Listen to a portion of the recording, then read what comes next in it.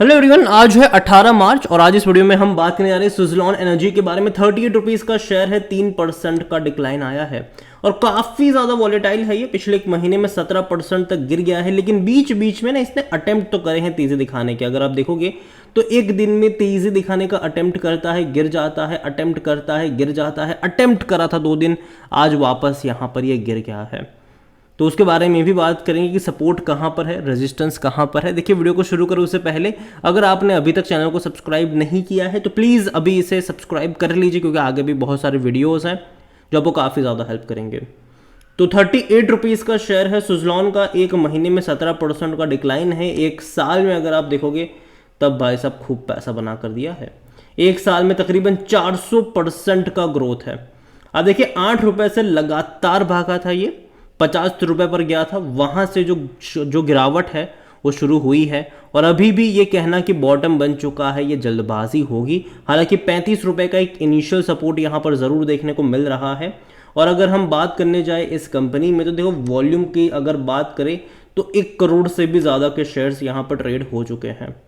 हर रोज़ बड़ी क्वांटिटी में ट्रेडिंग होती ही है। इसका जो मार्केट कैप है वो तकरीबन 52,000 करोड़ के आसपास का है। और एक टाइम ऐसा भी था जब ये 450 रुपये का शेयर था, और एक टाइम ऐसा भी था जब ये 2 रुपये से भी नीचे ट्रेड कर रहा था। कंपनी को लेकर अगर आप देखोगे तो according to Moneycontrol user बेचने की बात कोई भी नहीं कर रहा है। 86% लोग कह रहे हैं खरीदारी करो और 14% लोग कह रहे हैं यहाँ पर कि होल्ड करो। कंपनी में अगर आप देखोगे तो पिछले कुछ टाइम में कई बड़े ऑर्डर्स मिले हैं, और जब भी कोई बड़ा ऑर्डर मिला है उसको लेकर जब खबर आई है तो एक तेज़ी सी हमें देखने को हर बार मिलती है, लेकिन उसके बाद अगर आप देखते हो तो गिरावट भी आ जाती है। जैसे कि अभी हाल फिलहाल में कि भैया सुज़लॉन को तकरीबन 72 मेगावाट का विंड पावर प्रोजेक्ट मिला था जूनिपर ग्रीन एनर्जी की तरफ से। उससे पहले भी कई सारे ऑर्डर्स इसको बीच बीच में मिलते रहे, जो कि अगेन एक अच्छी बात है, कोई बुरी चीज़ नहीं है ये। और जहाँ तक देखा जाए इस कंपनी को लेकर तो देखो, डिविडेंड की मैं बात करूँ तो वो अभी भी आपको पे नहीं करेगा, क्योंकि कंपनी अभी हाल फिलहाल में प्रॉफिटेबल हुई है, अभी हाल फिलहाल में डेट ट्रैप से बाहर निकली है।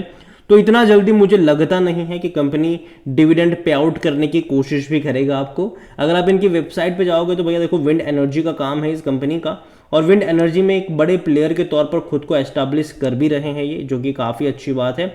और जनरली देखो, आने वाले टाइम में हम सब जानते हैं कि गवर्नमेंट जो है वो विंड एनर्जी के ऊपर और रिन्यूएबल एनर्जी के ऊपर बहुत सारा फोकस करने वाली है, बहुत सारा पैसा जो है वो वहाँ पर स्पेंड करने वाली है, और जिसका फ़ायदा कहीं ना कहीं इस एनर्जी कंपनियों को मिलेगा। लेकिन हमें अभी हाल फिलहाल में जो गिरावट की वजह भी है वो विंड एनर्जी वाले सेगमेंट में इसीलिए है, और जो गिरावट सुज़लॉन में और आइनॉक्स विंड में देखने को मिली है उसकी सबसे बड़ी वजह अभी गवर्नमेंट पॉलिसीज़ को लेकर है, जो मैंने आपको पिछले हफ्ते ही मैंने आपको समझाया था कि किस तरीके से गवर्नमेंट ने बिडिंग प्रोसेस को लेकर जो चीज़ें नए रूल्स लेकर आए हैं उससे इनके मार्जिन पे थोड़ा बहुत दबाव पड़ता नज़र आ सकता है उसके मार्जिन पर।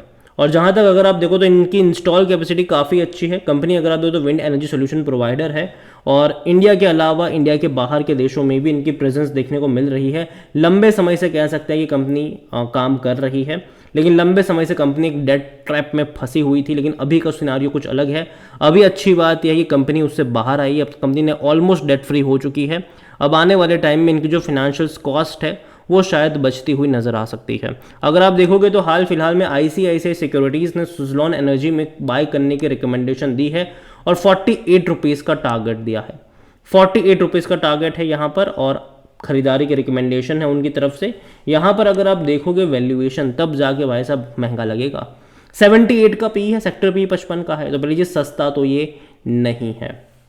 लेकिन जो तेज़ी भी आई है उसकी बड़ी वजह भी ये भी थी भाई साहब कि कंपनी जो है वो यहाँ पर आने वाले टाइम में और अच्छे नंबर्स रिपोर्ट करने के चांसेस की वजह से तेज़ी देखने को मिली थी, क्योंकि देखो कंपनी ऑलमोस्ट डेट फ्री हो चुकी है। तो कहीं ना कहीं जो इंस्टॉलमेंट के ऊपर कर्जा चुकाने के लेकर जो इनका पैसा जा रहा था, खर्च हो रहा था, वो एटलीस्ट अब यहाँ पर नहीं होगा, वो एटलीस्ट पैसा बचेगा। तो कहीं ना कहीं जो नंबर्स में इंप्रूवमेंट आएगा, यही वजह है कि 100% एनालिस्ट कहते हैं खरीदारी करो। इनके फिनेंशियल्स अगर आप देखोगे तो फिनेंशियल्स में इनका रेवेन्यू तकरीबन 1570 करोड़ के आसपास का रहा, और प्रॉफिट 200 करोड़ का रहा।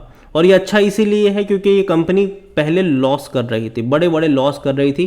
पहले क्या किया कि देखो कंपनी ने इससे पहले भी 2 बार अपने डेट को रीस्ट्रक्चर करने की कोशिश करी लेकिन हो नहीं पाया, लेकिन तीसरी बार इन्होंने अपने डेट को रीस्ट्रक्चर किया, उसके बाद फ़ौरन पैसा रेज कर लिया और उस पैसों से इन्होंने अपने डेट को चुका दिया। तो यही अच्छी बात है इनके लिए। और लेकिन जहाँ तक शेयर होल्डिंग की बात की तो नेगेटिव चीज़ साथ में ये भी है कि भैया प्रमोटर की होल्डिंग बहुत कम है, 13.29% है, 1.33% म्यूचुअल फंड के पास है, 4.82% डोमेस्टिक के पास है, 17.83% एफआईएल्स यहाँ पर लेकर बैठे हुए हैं। और देखो शेयर होल्डिंग में बहुत बड़ा झोल चल रहा है यहाँ पर, क्योंकि अगर आप देखोगे तो इंस्टीट्यूशंस बड़ा गेम खेल रहे हैं। जो 0.74 पर थे वो अगले ही क्वार्टर में भाई साहब बढ़कर आ जाते हैं 4.98 पर, बाद में अगले ही क्वार्टर में 1.33। जनरली म्यूचुअल फंड इतना फ्रिक्वेंटली बाय सेल नहीं करते हैं। यहाँ पर अगर आप एफआईएल्स ने हालांकि खरीदारी करी है 10.88% से बढ़कर ये 17.83% पर आए। रिटेल वालों के पास अगर आप देखोगे तो 25.62% का स्टेक है, अदर पार्टीज 37.12% की होल्डिंग लेकर बैठी हुई है। देखिए ओवरऑल अगर मैं बात करूँ सुज़लॉन को लेकर तो शेयर होल्डिंग पैटर्न में मैं उम्मीद करता हूं कि आने वाले टाइम में प्रमोटर की होल्डिंग बढ़ती नजर आए, लेकिन प्रेजेंट सिनारियो अगर आप देखोगे, इसका ग्राफ अगर आप देखोगे तो कहीं ना कहीं एक डाउनवर्ड ट्रेजेक्टरी शो कर रहा है।